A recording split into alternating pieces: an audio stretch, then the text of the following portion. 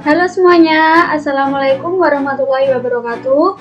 Kembali lagi bersama saya, Dewi Siti Rokana, dari Pendidikan Geografi Universitas Negeri Surabaya. Pada kesempatan kali ini, saya akan membahas mengenai model pembelajaran Problem Based Learning pada siswa kelas 11 SMA pada materi Keragaman Budaya Indonesia. Jangan lupa tetap jaga kesehatan dan mematuhi protokol kesehatan yang dianjurkan oleh pemerintah. Simak video ini sampai selesai ya. Stay tune.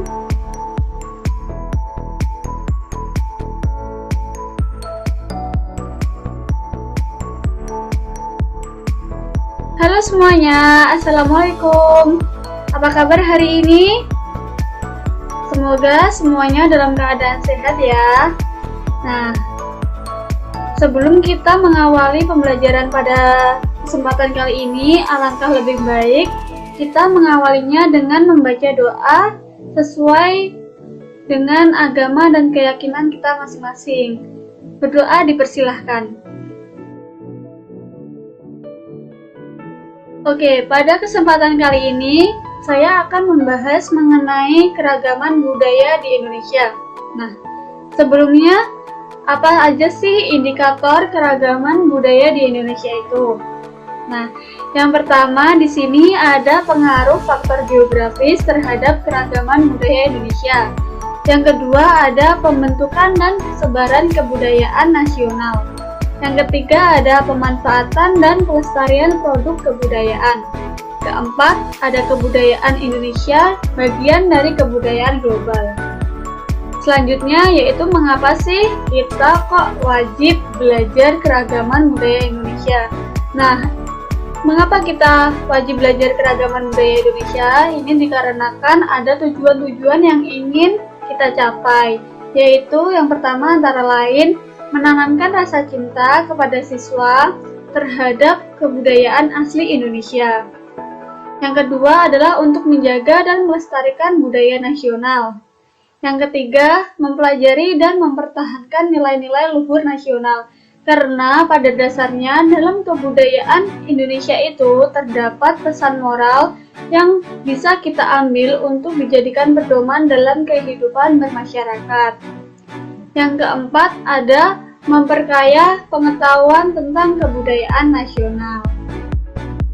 Lalu, sebenarnya apa sih budaya itu? Nah, budaya adalah kebiasaan masyarakat pada masa lampau yang terbentuk karena adanya faktor-faktor tertentu yang digunakan untuk mempertahankan hidupnya, yang kemudian diturunkan secara turun-temurun kepada generasi penerus.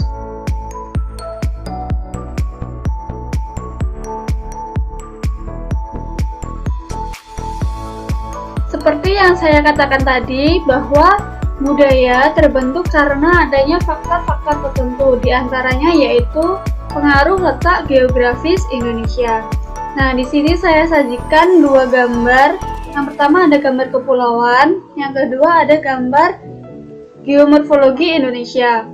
Nah, yang pertama ini seperti yang kita tahu bahwa Indonesia merupakan negara kepulauan. Indonesia mempunyai lebih dari 17.000 pulau yang tersebar dari Sabang sampai Merauke. Sedangkan letak geografis Indonesia sendiri berada di persilangan dunia, yaitu di antara benua Asia dan benua Australia, juga di antara Samudra Hindia dan Samudra Pasifik. Nah, di sini kalian sebagai siswa harus dapat mengidentifikasi dan menganalisis bagaimana pengaruh kedua gambar ini. Jadi, nanti kalian di sini akan menganalisis bagaimana pengaruh letak kepulauan Indonesia ini. Mengapa kok banyaknya pulau di Indonesia dapat mempengaruhi keragaman budaya di Indonesia. Begitu juga dengan mengapa letak geografis Indonesia yang di antara persilangan dunia ini dapat mempengaruhi keragaman budaya di Indonesia. Kalian analisis dan kemudian kalian identifikasi. Kalian identifikasi terlebih dahulu, kemudian kalian analisis, seperti itu ya. Kemudian adalah pengaruh iklim di Indonesia. Jadi, letak geografis Indonesia ini mempengaruhi iklim di Indonesia. Jadi yang kita tahu adalah iklim di Indonesia itu iklim tropis dengan musim penghujan dan musim kemarau. Jadi nanti kalian tugasnya mengidentifikasi dan menganalisis pengaruh iklim di Indonesia. Misalnya dengan adanya musim hujan dan musim kemarau mempengaruhi bentuk rumah, pakaian, adat istiadat, kebiasaan masyarakat, dan lain sebagainya. Nah, nanti di setiap wilayah mempunyai ciri khas dan kebudayaannya masing-masing. Kalian identifikasi dan kalian cari ciri khasnya atau karakteristik dari setiap kebudayaan di berbagai wilayah. Selanjutnya adalah pengaruh hidrologi di Indonesia. Seperti yang kita tahu bahwa bumi kita ini adalah sebagian besar merupakan perairan, baik laut maupun sungai. Sedangkan di Indonesia sendiri memiliki persebaran sungai yang tersebar dari Sabang sampai Merauke, baik yang sungai besar maupun sungai kecil. Contohnya yang saya tampilkan ini yaitu pengaruh sungai di Kalimantan. Nah, sungai di Kalimantan ini dapat membentuk kebudayaan seperti yang bisa teman-teman lihat bahwa sungai ini dijadikan sebagai tempat perdagangan atau sebagai pasar apung. Nah, dari kedua gambar ini teman-teman dapat mengidentifikasi bagaimana pengaruh sungai terhadap kebiasaan atau kebudayaan masyarakat di sekitar sungai tersebut. Selanjutnya adalah faktor-faktor pembentuk keragaman budaya. Ini sama dengan yang awal tadi, cuman ada beberapa tambahan. Ini tetap faktor geomorfologi atau geografis, terus ini faktor kepulauan, selanjutnya faktor keterbukaan Indonesia terhadap dunia luar atau budaya luar, terus selanjutnya ada faktor sejarah dan faktor agama. Nah, nanti kalian mengidentifikasi dan menganalisis setiap gambar yang saya tampilkan. Jadi apa pengaruhnya, apa faktornya, kok bisa, faktor apa saja yang mempengaruhi letak geomorfologis dapat membentuk keragaman, mengapa kepulauan dapat membentuk keragaman budaya, faktor apa saja yang mempengaruhi, kemudian mengapa kok keterbukaan terhadap dunia luar dapat menambah keragaman budaya. Lalu bagaimana sejarah, faktornya apa saja kok bisa mempengaruhi keragaman budaya, begitu juga dengan agama. Apa yang menjadi faktor dari agama ini sehingga dapat menimbulkan keragaman budaya. Kalian jelaskan dan kalian analisis seperti itu. Nah, ini adalah contoh-contoh kesenian dan adat istiadat. Masih ada banyak sekali contoh kesenian dan adat istiadat yang ada di Indonesia. Kalian dapat mencarinya melalui internet, sumber buku, atau sumber-sumber lainnya. Nah, nanti kalian juga akan mencari contoh-contoh kesenian dan adat istiadat dari berbagai wilayah. Selanjutnya ada persebaran keragaman budaya. Bagaimana sih persebaran keragaman budaya di Indonesia itu? Nah, persebaran keragaman budaya Indonesia sendiri itu terbagi berdasarkan region wilayah. Jadi terbagi menjadi 8 region. Yang pertama ada region Batak, Minangkabau, Sunda, Jawa, Bali, Dayak, Minahasa, Makassar, sama Papua. Ini Bugis Makassar ya. Nah, nanti kalian analisis dan kalian identifikasi bagaimana persebaran di setiap region. Misalnya komponen apa saja yang ada di setiap region, terus bagaimana penjelasan mengenai penerusan keturunan, bagaimana suku di sana, bagaimana bahasanya, agamanya apa saja, kemudian adat istiadatnya seperti apa, tradisinya seperti apa. Nah, kalian analisis dan kalian identifikasi dan kalian analisis satu persatu berdasarkan region wilayah persebarannya. Nah, ini contohnya ada 8. Jadi ini Batak, Minangkabau, Sunda, Jawa, Bali, Dayak, Bugis Makassar, dan Papua. Nah, untuk yang selanjutnya ada pemanfaatan keragaman budaya. Bagaimana sih kok keragaman budaya dapat dimanfaatkan sebagai produk lokal? Nah, ternyata pada zaman dahulu itu masyarakatnya sangat kreatif dalam berusaha mempertahankan hidup.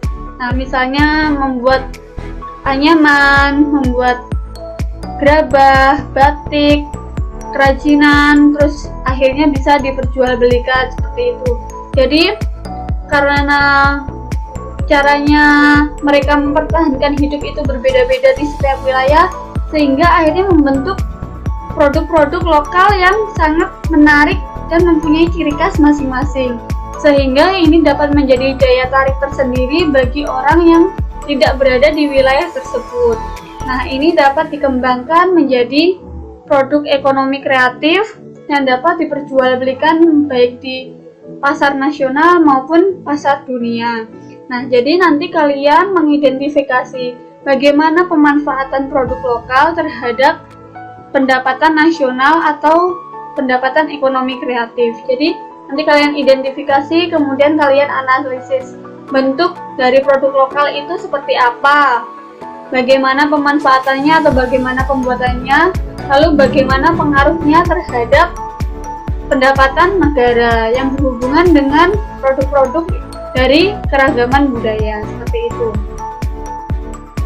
Selanjutnya adalah apa hubungan keragaman budaya dan sektor pariwisata? Kok bisa kebudayaan dijadikan sektor pariwisata? Nah, ini tadi seperti yang saya katakan bahwa setiap kebudayaan mempunyai ciri khas masing-masing, mempunyai nilai-nilai atau pesan-pesan masing-masing, mempunyai unsur tarian, alat musik, bahasa yang berbeda-beda, sehingga hal ini dapat menarik wisatawan untuk melihat atau mempelajarinya, sehingga dapat dijadikan sektor pariwisata. Nah, selain yang sudah saya jelaskan tadi, nanti teman-teman siswa kelas 11 dapat mengidentifikasi lagi, kemudian dianalisis kenapa kok faktor kebudayaan ini bisa dijadikan sektor pariwisata, kok bisa menarik perhatian para turis mancanegara, kok bisa menarik perhatian wisatawan domestik, seperti itu. Nanti diidentifikasi, dicari penyebabnya, faktornya apa saja, kemudian dianalisis, disertai dengan contohnya. Nah, karena tadi Indonesia merupakan negara dengan letak geografis yang bersimpangan. Nah, ini tentunya membawa dampak positif maupun dampak negatif. Nah, karena seringnya berhubungan dengan negara luar. Nah, adapun dampak negatifnya seperti ini, misalnya budaya kebarat-baratan, kemudian individualisme, kemudian egois atau yang lainnya, kebarat-baratan, daya konsumen atau daya belinya yang sangat tinggi misalnya gitu.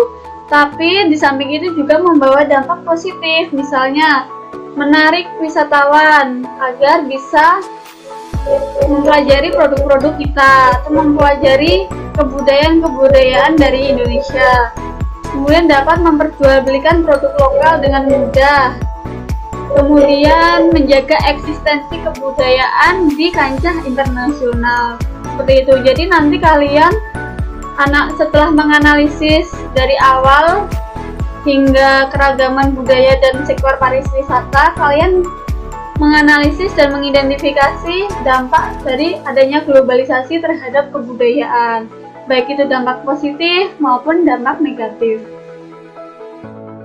Nah, karena Indonesia mempunyai budaya yang sangat beragam dengan ciri khas yang unik dan mempunyai nilai-nilai tersendiri dalam setiap kebudayaan, maka ada beberapa kebudayaan yang diakui oleh UNESCO. Yang pertama ada produk dari Papua, batik, subak di Bali, tari saman dari Aceh, angklung dari Sunda, dan wayang kulit dari Jawa. Nah, ini nanti kalian menganalisis mengapa kok bisa produk-produk ini diakui oleh UNESCO. Apa yang menjadi ketertarikan UNESCO dalam mengakui produk-produk ini? Tanggal berapa kira-kira UNESCO mengakui produk-produk ini sebagai warisan dunia? Apa faktor yang melatar belakangi? Seperti itu ya, nanti kalian jelaskan di tugas kalian. Kemudian ada upaya pelestarian keragaman budaya. Seperti yang tadi sudah saya katakan bahwa globalisasi ini membawa dampak negatif maupun positif, sehingga perlu adanya upaya pelestarian budaya dan upaya untuk mencegah dari hal-hal yang tidak diinginkan terhadap keragaman budaya Indonesia. Nanti adik-adik dan teman-teman semuanya silahkan menganalisis setiap dampak dari globalisasi, kemudian diidentifikasi, dianalisis. Kira-kira dampak seperti ini solusinya apa? Kira-kira kalau seperti ini upayanya seperti apa? Seperti itu ya. Jadi nanti setiap dampak itu harus ada upaya atau solusinya. Jadi kalian sambil menganalisis, sambil mengidentifikasi, sambil menjelaskan seperti itu. Nah, ini adalah materi-materi yang akan kita bahas pada bab keragaman budaya. Selain kalian ada tugas identifikasi dan analisis dari berbagai gambar yang saya tampilkan,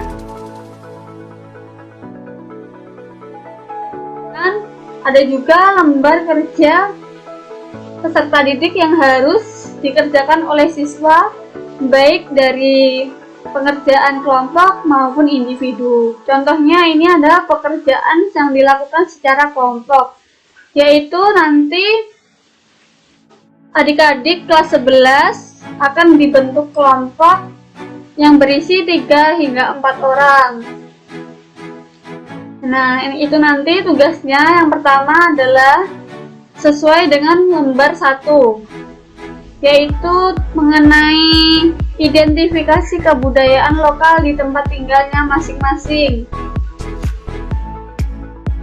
Karena satu kelompok terdiri dari 3 sampai 4 anggota, jadi nanti setiap anggota harus menyetorkan macam-macam kebudayaan lokal dari tempat tinggalnya. Kemudian masing-masing anggota juga mengidentifikasikan kebudayaannya yang kemudian dijadikan satu dengan sesama kelompok, seperti itu. Jadi setiap anggota mempunyai tugas dan perannya masing-masing ya. Nah, selain diidentifikasi, juga dianalisis. Kok bisa di tempatku ini misalnya ada kebudayaan seperti ini? Apa hubungannya? Apa ini ada hubungannya dengan kondisi geografis tempat tinggalku, misalnya kayak gitu. Nah, kalau ada hubungannya silahkan dianalisis. Pasti ada hubungannya dengan pengaruh geografis. Setiap anak, setiap siswa nanti pengerjaannya tetap secara individu, namun dijadikan satu secara kelompok. Jadi secara individu itu maksudnya tentang pembagian tugas-tugasnya ya. Pengerjaannya tetap secara kelompok. Nah, untuk lembar penilaian yang kedua yaitu ada tentang mencari unsur-unsur kebudayaan. Ini ada 7 unsur menurut Kunchoro-Ningrat. Nah, karena tadi satu kelompok terdiri atas 2 sampai 4 anggota, jadi setiap anggota mempunyai kewajiban untuk menyelesaikan 1 atau 2 unsur-unsur kebudayaan beserta penjelasannya. Ini sudah ada contohnya, yaitu misalnya bahasa. Nah, penjelasannya misalnya apa, bahasa Jawa atau bahasa apa, terus dijelaskan persebarannya gimana, terus penggunaannya gimana, seperti itu. Terus yang ketiga masih tugas kelompok, yaitu mencari potensi wisata di berbagai wilayah atau di berbagai daerah sebagai pengembangan ekonomi kreatif. Nah, tadi kan satu kelompok 3-4 ya. Jadi satu anak, satu orang, satu anggota bisa ngerjain 2-3 daerah untuk mencari potensi wisata untuk pengembangan ekonomi kreatif. Jadi semua anggota mempunyai tugasnya masing-masing. Satu anggota misalnya 2-3 daerah. Seperti itu. Ini dikerjakan sesuai dengan perintahnya. Terus yang keempat ada tugas individu, yaitu mengerjakan soal. Semua tugas ini dapat dikerjakan dengan diketik maupun ditulis tangan. Sebisanya mungkin, sekreatif mungkin siswa dalam mengerjakan tugasnya. Nah, tugas-tugas ini yang kelompok itu dijadikan satu, meskipun pengerjaannya sendiri-sendiri, hasilnya dijadikan satu. Yang individu tetap tugas individu, pengumpulannya sendiri-sendiri. Untuk tugas kelompok ini dijadikan satu untuk menjadi tugas portofolio ya. Nah, setelah itu yang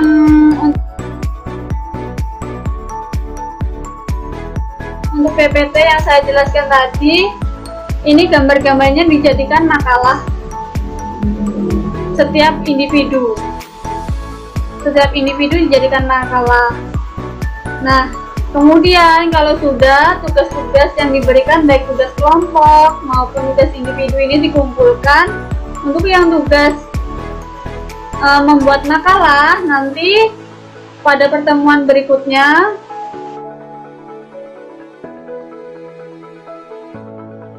itu siswa harus melakukan presentasi terhadap hasil kerja yang telah dilakukan. Setelah melakukan presentasi, siswa sama guru melakukan evaluasi terhadap hasil belajar yang sudah dipresentasikan oleh siswa. Seperti itu kira-kira.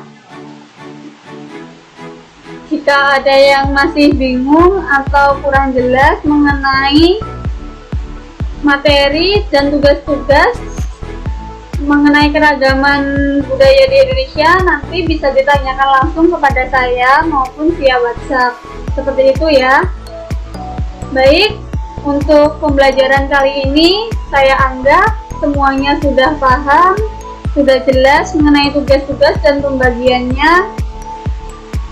Apabila ada kesalahan maupun ada kata-kata yang tidak enak didengar, saya selaku guru meminta maaf dan semoga bermanfaat kepada untuk kita semua dan kepada orang yang melihat video ini. Sekian, wassalamualaikum warahmatullahi wabarakatuh.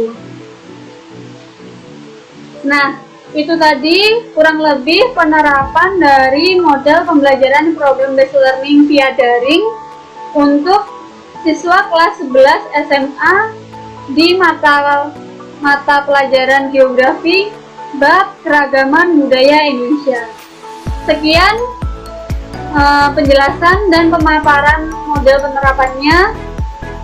Apabila ada kata-kata yang kurang berkenan, saya meminta maaf. Sekian. Wassalamualaikum warahmatullahi wabarakatuh. Semoga bermanfaat.